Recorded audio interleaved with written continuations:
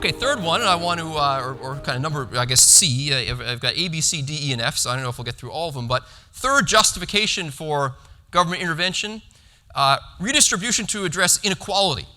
So this is something you hear a lot. And what are the different ways that you can redistribute money to address inequality? Well, we have the anti-poverty programs. We can have regulatory policies like the minimum wage, progressive income taxation, which means that higher income people contribute a proportionally larger share to the government's budget than lower income people. So let's start with some facts about inequality. All right, so get out your devices again. Okay, question. Approximately what percent of federal adjusted gross income does the top 1% of taxpayers earn?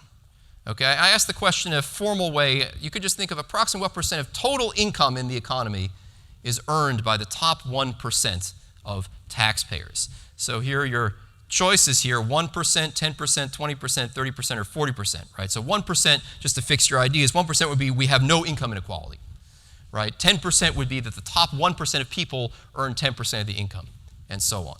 Okay, so think through that for a moment. All right, I see the responses going up. Don't Google, don't think about it too carefully. What percent of total income is earned by the top 1% of taxpayers? Okay, we're over 100 responses, so I think I'm going to move it along, and let's see what the answers are. Okay, so I'm going to lock it, learn my lesson, show the responses. Okay, so here we have 38% of you said 40% of the income is earned by the top 1%. 31% of you said 30%. 18 of you said 20%, 13% said 10%, and 1% of you said there's no income inequality. Okay, so it turns out that the answer is 20.1%, and these are federal government statistics. So turns out that the top 1% are earning basically about half what the majority or what the plurality of you thought that they were earning as a share of total income. Okay, next question is going to be not a factual question, but in your mind you'll want to bear in mind that what the correct answer to this question was, right, that the top 1% of taxpayers earn 20% of the income. Given that, I'd like to know from you, what percent of total federal taxes should the top 1% of taxpayers pay? Okay, you've learned that they earn 20% of the income. I'd like to now know from you what percent of total federal taxes you think they should pay. They earn 20% of the income. This is not a factual question, this is an opinion question. What percent should they pay? If you were managing tax policy for the United States of America, what would you say? They earn 20% of the income, so they should pay 1% of the taxes, 10% of the taxes, 20% of the taxes, 30, 40, or 50. Okay, good, I like the participation, it's great. I see you're answering it. 97, 90, 100 of you have answered. All right, so just going to give you a few more seconds. 3, 2, 1. Okay, opinion questions are always good because there's no right answer. So let's lock it and let's see what you said.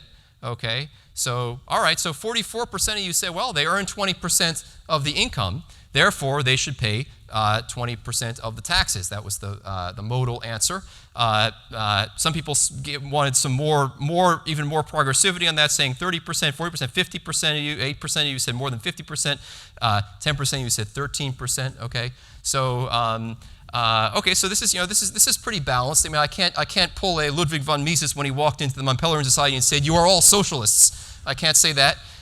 So let's have a look. One more question though, which is, what percent of federal taxes does the top 1% of taxpayers pay in the U.S.? What percent of the federal taxes does the top 1% pay in the U.S.? So let's get the answer to that. 9%, 19%, 29%, 39%, or 49%. Okay, what percent does the top one? You said, not all of you, there's not agreement on everything, but the modal answer was you wanted them to be paying 20%. What percent do they pay? Okay, good, you've answered, very good. All right, so let's get the lock it and get the responses. Okay, so it turns out that the answer is 39%. So they pay 39% of the taxes. So these are facts. These are facts from the IRS and the CBO, and they're non-disputable facts. So I see now people are, oh, come on, I mean, okay. So there you have. So I think what's the point, right? The point is that in general people do tend to overestimate what percent of the income the top 1% earn, and they tend to underestimate the percent of taxes that they earn. Taxes that they pay. They earn about 20% of the income, and they pay about 40% of the taxes. Okay, 20.1% and 39% to be exact. Okay, and another narrative that we often hear is inequality is exploding over time. Therefore, we need more redistribution in the economy. Inequality is exploding over time. Okay, this is from the Congressional Budget Office. It's an agency of the U.S. government. They've been providing these statistics for many, many years. There's nothing that you could possibly claim would be politicized about these statistics. And here are two graphs showing income inequality over time. One is what's called the Gini coefficient. So people who've taken introductory economics will know what that is. It's kind of a summary number between 0 and 1 about inequality. And on the right is the top percentile share of income under a slightly different definition. The CBO actually includes in their income definitions the fact that there are a number of things that don't appear in what was called federal adjusted gross income in that in the poll that I gave you. So under this measure, only the answer was only 16. The top 1% earned only 16% of the only 16% of the income. What the CBO also tracks is what happens after the taxes and transfers are done. So how much redistribution is there actually? And you can see that the redistribution, the gap between the two lines on the right here, the gap between the dashed line and the solid line, has actually gotten bigger over time because there's been more redistribution pushing in the opposite direction to the increase in income inequality. And also important to note that the increase in income inequality is mostly a story of the 80s and the 90s. So it's not so much the last 20 years. Top percentile share, some increase. Gini coefficient, really not that much, especially when you base it on income after transfers and taxes. In any case, the narrative that inequality is exploding, not true. Maybe you're not happy with the level of inequality that we have, but it's not true that it's exploding. So I feel like I have to dispel some myths here.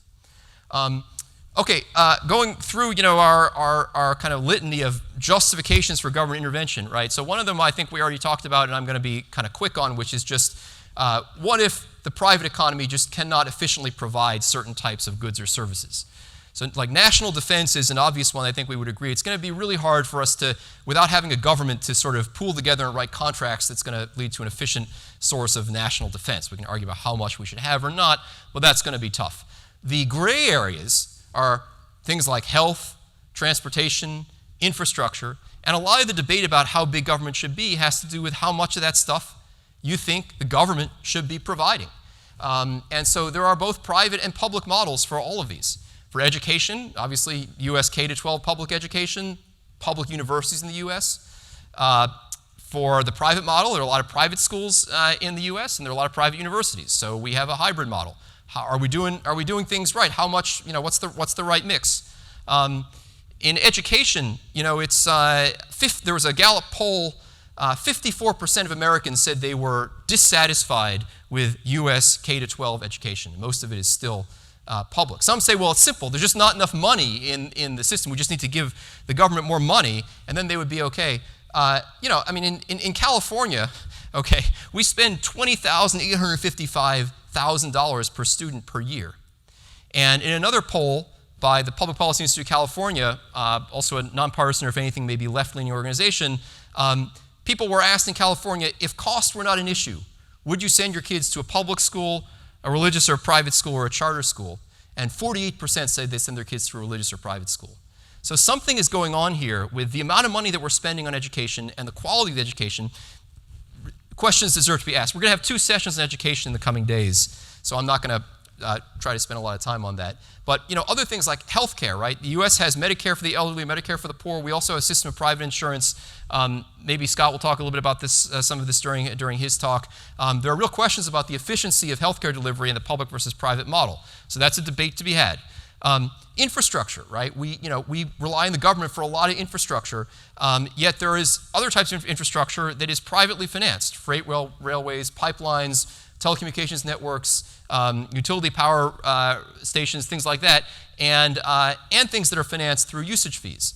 And so usage fees are a situation where you can have people paying for the infrastructure they use and not taxing people for infrastructure that they don't use. Okay. Next justification that I'm going through is crisis management and the smoothing over of shocks.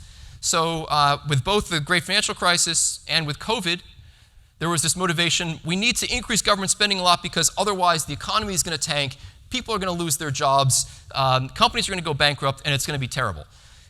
There is clearly some role for not wanting people to be out of the labor force for a super long time, losing skills.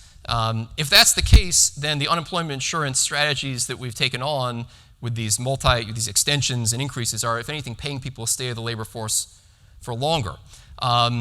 We don't want capital sitting around idle. We don't want bankruptcies to occur if recontracting is costly. On the other hand, the costs of bankruptcies are dramatically overstated. I mean, I don't know what airlines you all flew here on, but most of them have had a Chapter 11 bankruptcy sometime during the last 20 years. A bankruptcy in the United States is simply a recontracting procedure. And so when the United States government bailed out the airlines in the CARES Act, what they were doing is they were really bailing out the investors in those airlines. It's not the case that if there's a bankruptcy, the airlines are going to stop flying. Similarly, you have tons of problems with moral hazard and ex post bailouts that are going on of private capitalists who have actually taken on risk. When the federal government bailed out banks, they were saying they were doing it to save employment in the economy. It doesn't really look like employment really rose as a result of this bailout. I'm sure their argument would be, well, it would have been a lot worse if we hadn't done it. But one thing they surely did was they bailed out wealthy investors who had voluntarily taken risk by buying the stocks and bonds of these financial institutions. They were happy because, hey, the stock market recovered. And something similar happened during COVID. The COVID episode began here. This blue line is the stock market and the red line is employment. And look, I mean, the government intervention around COVID was great for the stock market, not so great for employment. And the stock market is now way far above where it was before COVID. Incredible, and I think a lot of that is due to federal government intervention. Just some sort of pictures of global financial crisis, what happened. The housing bubble burst, and financial institutions said we're going to fail. The government bailed everybody out. They extended unemployment insurance, did all these things. Their stated justification was these entities are too big to fail. We got to stimulate the economy. We got to lower unemployment. And the criticism is that there was a lot of moral hazard and a lot of crony capitalism. So moral hazard is, what kind of incentive does this set for banks and financial institutions to take risk if they think that the taxpayer is always going to bail them out? Seems problematic. Same thing with the COVID crisis, right? So COVID crisis, what happened? Economic shutdown due both to government lockdowns and also to fear led to a rapid rise in unemployment, decline in consumer spending and production. What happened? There were kind of two big pieces of legislation. One was in March 2020, the CARES Act. I calculated a total of $6 trillion. John Cochrane said $5 trillion. I get $6 trillion. $900 billion went to state and local governments. Social safety nets were expanded. This is the ARPA Act in 2021. Stated justification, we have to do this. We need to ease the effect of falling incomes. We need to prevent bankruptcies. But again, what about incentives? What about the idea that maybe you don't want to pay people to be out of the labor force for an incredibly long time? What about the fact that it's highly debatable whether state and local governments even needed the money? State and local governments have not shown any deficits at all, even without this additional $900 billion infusion. They would say, well, we didn't know at the time, things didn't look, we weren't sure. Well, but you actually have to be sure before you spend $1 trillion, I would say. I mean, that's just my kind of fiscally prudent approach. And then there's the fact that investors, apparently bore few to no costs. I don't think it's a problem that somebody who invests in airline stocks or bonds might lose money when there's a pandemic. I don't think that's a problem. I think that's part of a free society. Those people were bailed out, and let's face it, after this COVID episode, the rich have done incredibly well, and the poor are not doing that well. So it's very unclear to me whether the government's actions were actually helpful to meet their stated justifications, and it's pretty clear to me that they've done much more for the wealthy than for the poor.